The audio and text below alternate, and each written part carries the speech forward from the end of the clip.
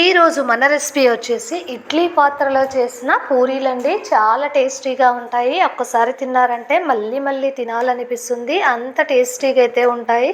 తక్కువ టైంలో చేసుకోవచ్చు. ఎప్పుడు ఒకే రకం కాకుండా ఇలా కొత్తగా ట్రై చేశారంటే చాలా బాగుంటాయి. అయితే నేను ఎలా చేశానో ఏంటో వీడియోలోకి వెళ్ళి చూసేద్దాం. మిక్సీ జార్ అయితే తీసుకొని ఇందులో 1/2 కప్ వరకు అటుకులు అయితే వేసుకోవాలండి. అటుకులు వేసుకొని మెత్తగా గ్రైండ్ చేసుకోవాలి. చూడండి, ఇలా మెత్తగా అయితే గ్రైండ్ చేసుకోవాలి. మిక్సీ పట్టుకున్న ఈ పౌడర్ని ఫస్ట్ ఒక బౌల్లో అయితే ఇలా వేసుకోవాలండి. అదేవిధంగా సుజీ రవ్వ అంటాం కదా, ఈ సుజీ రవ్వని ఒక స్పూన్ అంతా వేసుకోవాలి. ఇందులోనే 1/2 కప్ వరకు పిండి అయితే వేసుకోవాలండి. అదేవిధంగా 1 కప్పు వరకు ఇంకొక కప్పు వేసుకున్నామంటే చాలండి. ఇలా మొత్తం అంతా ఒకసారి బాగా కలుపుకోవాలి. ఈ అటుకులతో పూరీలు చాలా టేస్టీగా ఉంటాయి. ఎప్పుడు ఒకే రకం కాకుండా ఇలా కొత్తగా ట్రై చేయండి, చాలా బాగుంటాయి. ఇందులోనే కొద్దిగా సాల్ట్, ఆయిల్ వేసుకోవడమే. చూడండి, ఇందులోనే తగినంత సాల్ట్ వేసుకోవాలి. ఇందులోనే కొద్దిగా ఆయిల్ అయితే వేసుకొని ఒకసారి బాగా కలిపేసుకొని కొద్దిగా వాటర్ వేసుకుంటూ చపాతీ పిండిలా బాగా తడుపుకోవాలి. కొద్దిగా వాటర్ వేసుకోవాలి. ఇలా మెత్తగా ఇలా పూరీ పిండిలా కొద్దిగా గట్టిగానే తడుపుకోవాలండి. ఇలా మెత్తగా కలుపుకున్నాక చివరగా కొద్దిగా ఆయిల్ వేసి మళ్ళొక్కసారి బాగా ఒకసారి తడుపుకున్నామంటే సరిపోతుంది. చేతికి అంటకుండా ఇలా ఆయిల్ వేస్తే ఈజీగా మనకు సాఫ్ట్గా అవుతుందండి. ఒక 5 మినిట్స్ పాటు నానబెట్టుకోవాలి. చూసారా, ఇలా సాఫ్ట్గా తడిపేసుకొని ఒక 5 మినిట్స్ అయితే రెస్ట్ ఇచ్చింది. పూరీలో అయితే ఆలు అయితే చాలా బాగుంటుందండి. ఇందులో కొద్దిగా ఒక ప్యాన్ అయితే పెట్టేసుకొని కొద్దిగా ఆయిల్ అయితే వేసుకోవాలి.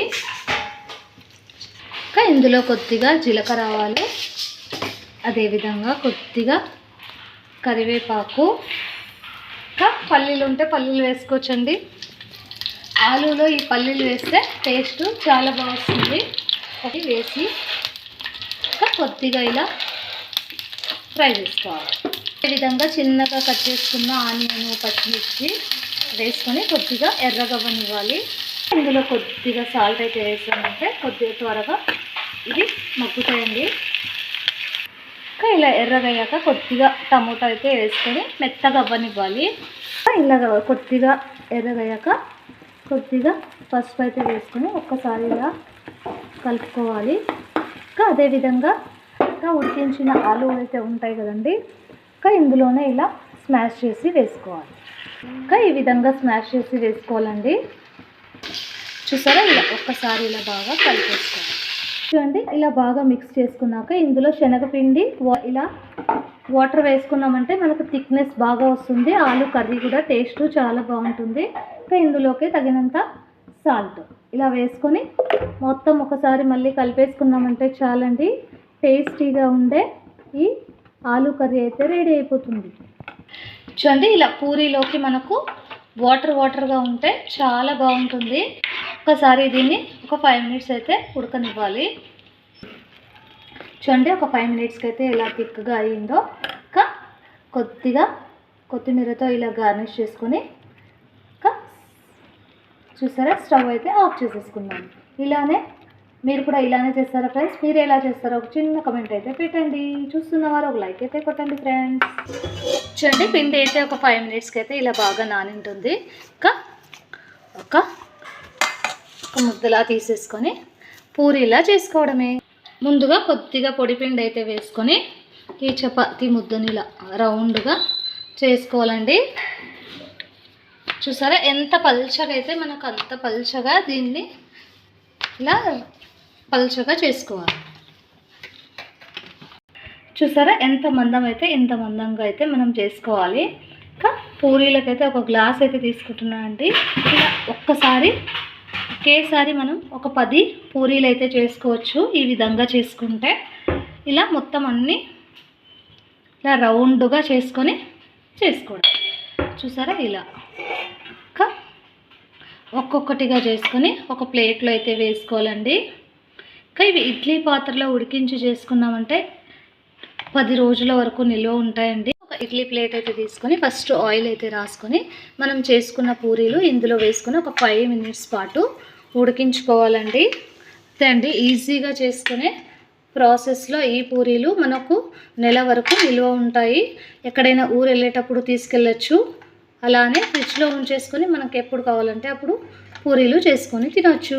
ఇడ్లీ ప్లేట్లలో ఇలా పెట్టేసుకొని మనం ఆవిరికి ఉడికించేసుకుందాం. ఒక కుక్కర్ అయితే తీసుకొని ఇందులో ఒక గ్లాస్ వాటర్ వేసుకొని ఒక 10 నిమిషాలు ఉడికించుకుందాం. ఇలా వాటర్ వేసుకొని ఈ పూరీలని ఇందులో పెట్టేసుకోవడం అండి.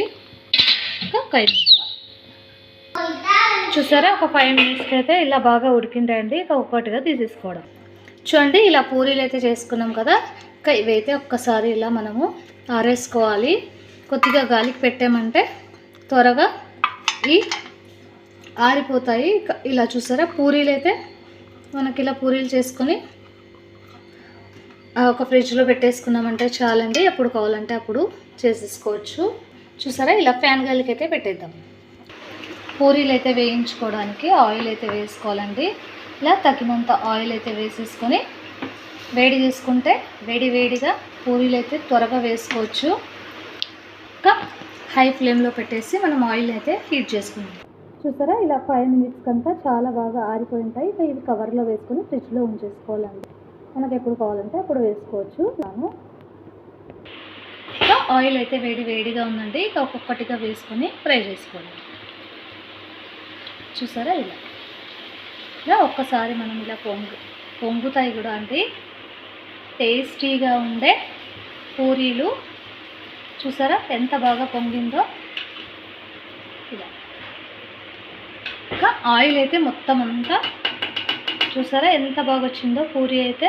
ఈ విధంగా మరిన్ని కూడా ఇలానే వేసుకోవాలండి. అదే విధంగా మరొక్కటైతే వేసేద్దాం.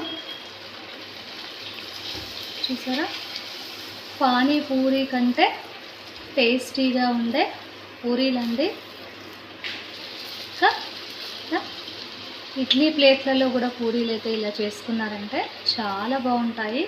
పూరీ అయితే రెడీ అయిపోయింది. ఇంకా ఆలు కర్రీతో సర్వ్ చేసామంటే చూసారా, చూస్తుంటేనే నోరు ఊరిపోయేలా ఉండే ఈ పానీపూరిలా ఉండే పూరీ అండి.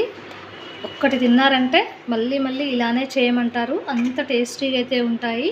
అటుకులతో చేసిన పూరీలు టేస్టీగా ఫ్లఫీగా ఎలా అంటే అలా వచ్చేస్తాయండి. ఇంత టేస్టీగా ఉండే పూరీని ఎవరైనా వదులుకుంటారా? ఒక్కసారి టేస్ట్ అయితే చేసేద్దాం. చూసారా, లోపలంతా ఎంత సాఫ్ట్గా నార్మల్ పూరీలానే టేస్టీగా ఉన్నాయండి. ఇంకా టేస్ట్ అయితే చేసేద్దాం. చాలా బాగున్నాయి ఫ్రెండ్స్. ఈ వీడియో కనుక మీకు నచ్చినట్టయితే లైక్ చేయండి, షేర్ చేయండి, సబ్స్క్రైబ్ చేసుకోండి, పక్కన బెల్ ఐకాన్ నొక్కండి. మేము చేసే ప్రతి రెసిపీ అండ్ బ్లాగ్ మీకే ముందుగా నోటిఫికేషన్స్ అయితే వస్తాయండి. మరిన్ని వీడియోస్తో మేము ముందుకు వచ్చేద్దాం. Bye friends.